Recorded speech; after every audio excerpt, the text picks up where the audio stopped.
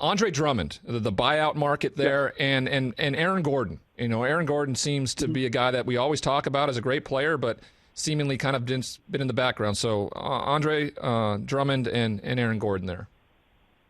Yeah, the difficulty with those two guys is that they, for the most part, have been main cogs with their teams. And whoever they would go to, if they're going to go to a meaningful team, they're not going to be a main cog guy. They're going to be a guy who potentially comes off the bench and has to be a role player. And that is such a different role. It's one thing when you're the main player and you get all the touches, you get all the minutes, your efficiency, you don't have to worry if you start out 1 for 5, 1 for 6, like I'm going to play another 30 minutes. I'm going to get another 15 shots. I can find my way back into this game. For where they are now and the potential of who they would join, they're now coming in and they got to give you 4 explosive minutes and really have an impact on the game. Are they capable of doing that?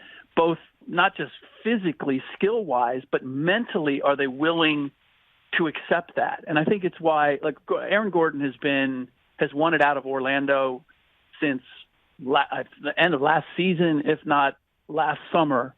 I was hearing that he was looking to go elsewhere, and yet the market, isn't there because they have proved themselves at this point to be really good players, to be quasi-stars on mediocre teams.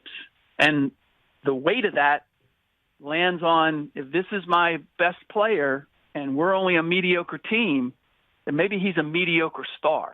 And the question is going to be, can they accept being a role player? Can they accept being a complementary player on a great team? And then can they accept it mentally? And then are they capable of pulling it off physically? And that's where they are. And that's why you haven't seen, Andre Drummond's been on the market since the beginning of the year.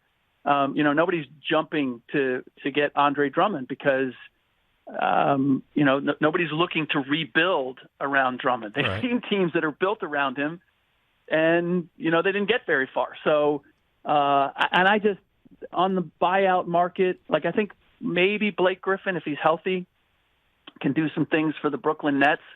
But LaMarcus Aldridge, Andre Drummond, Aaron Gordon, they're interesting names, but I don't really see them moving the needle. I would think that Alonzo Ball or a Kyle Lowry or a Malcolm Brogdon would have far more of an impact depending on where they go. Hey, you watched all the way to the end. Thanks for that. Watch more right here.